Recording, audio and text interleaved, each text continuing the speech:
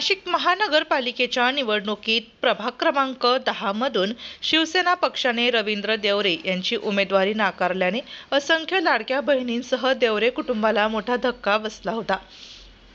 मात्र त्याच लाडक्या बहिणींनी आता रडायचं नाही लढायचं असं ठरवल्याने प्रभाग क्रमांक 10 मधून रोहिणी रवींद्र देवरे यांनी ट्रॅक्टर या निशाणीवर आपल्या अपक्ष उमेदवारीतून जोरदार प्रचार सुरू केला असून सामाजिक कार्यकर्ते रवींद्र देवरे यांनी अधिक माहिती दिली। नमस्कार। प्रभाग 10 मधून रोहिणी रवींद्र देवरे अनुक्रमांक 4 आणि हा ट्रॅक्टर निशाणीवरती प्रचंड मताने आम्हाला विजयी करा।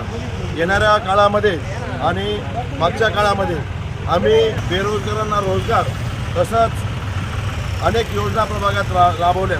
स्वतःचं ऑफिस या ठिकाणी कोणत्याही प्रतिनिधीचं ऑफिस नसून माझं स्वतः ऑफिस आहे। त्या ऑफिसमधून विविध योजना मी राबवल्यात। योजना राबवत असताना मी जातीपातीचा विचार केला नाही। लोकांना नोकऱ्या दिल्यात, लाडकी बहीण योजना असेल, लेक लाडकी योजना असेल, बाल संगोपन असेल किंवा दिव्यांग असतील, त्या दिव्यांग लोकांना सुद्धा मी पेन्शन चालू केलेलं आहे। असं करत असताना मला उमेदवारी आवडली आणि त्याच्यामुळे मी अपक्ष उमेदवारी करत आहे। निशाणी आहे ट्रॅक्टर। येणाऱ्या दिवसामध्ये आपण 10 ब मध्ये निशाणी आहे ट्रॅक्टर अनुक्रमांक 4 बटनावरती दाबून प्रचंड मताने विजयी करा। हा सर्वसामान्य माणसाचा लढा असून हा सर्वसामान्य जनतेने मला पत्रात घ्यावं आणि ट्रॅक्टर या निशाणीवरती प्रचंड मताने विजय करा। धन्यवाद। भाऊ तुम्ही शिवसेनेमध्ये असताना फार मोठं काम केलं। अनेक लाडक्या बहिणी असतील, अनेक उपक्रम प्रभागात राबवले, मात्र तुम्हाला अपेक्षित अशी संधी नाही मिळाली, त्याबद्दल काय सांगाल? हे बघा, निष्ठावंत होतो आणि निष्ठावंत आहे मी। पक्ष बदलला नाही, अजून पण प्रेरणास्थान तेच आहेत आणि पक्ष सुद्धा तोच आहे। परंतु येणाऱ्या निवडणुकीमध्ये माझ्यावरती अन्याय झाला। इथल्या लोकांनी मला नाकारलं। या पक्षातील लोकांचा काही त्याच्यामध्ये हे नसून या ठिकाणी जे प्रतिनिधी आहेत त्या प्रतिनिधींना एक मोठा मराठा पाहिजे होता आणि त्यांनी तो निवडला आणि माझी उमेदवारी आवडली।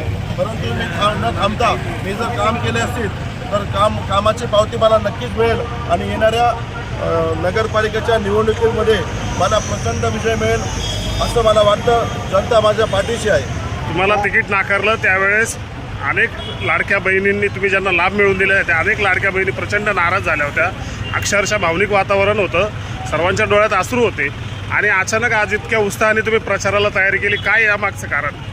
माझ्या ज्या काही माता भगिनी असतील, लाडक्या बहिणी असतील, ज्येष्ठ नागरिक असतील, त्या ज्येष्ठ नागरिकांना सुद्धा त्यांनी मला पाठिंबा दिला आणि ते मला भेटले आणि त्यांनी मला सांगितलं तू लढ आणि आम्ही तुमच्या पाठीशी आहोत।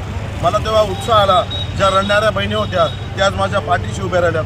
एक रवी देवरे मतदान मागत फिरला असता, पण आता या ठिकाणी हजारो किंवा शेकडो रवी देवरे या ठिकाणी तयार की झाले आणि ते माझ्यासाठी मतदान मागतायत, घराघरात जात आहेत आणि मतदान मला लोकांना विनंती करतायत की रवी हा कामाचा व्यक्ती आहे। नेहमी रात्री आपण याच्या घरात जाऊ शकतो, कुठलंही दहशत नाही आपली, एकदम साध्या वातावरणामध्ये आपण हा प्रचार करतोय।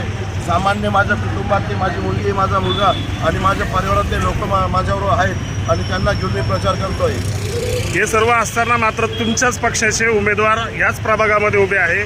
तुमच्या ट्रॅक्टरच्या धक्क्यामुळे कोणाला धक्का बसू शकतो, काय वाटतं तुम्हाला? धक्का हा येणाऱ्या तुम्ही मतदानाच्या दिवशी त्यांना धक्का तर कधीच बसला आहे, परंतु येणाऱ्या निवडणुकीमध्ये ज्या दिवशी निकाल लागेल तो निकाल हा ट्रॅक्टर किती सुसाट असेल हे तुम्हाला सांगायची गरज नाही।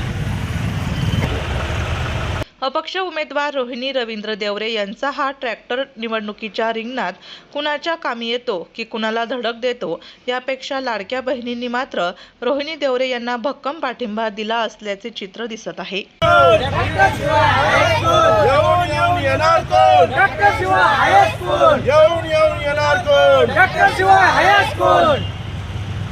यस।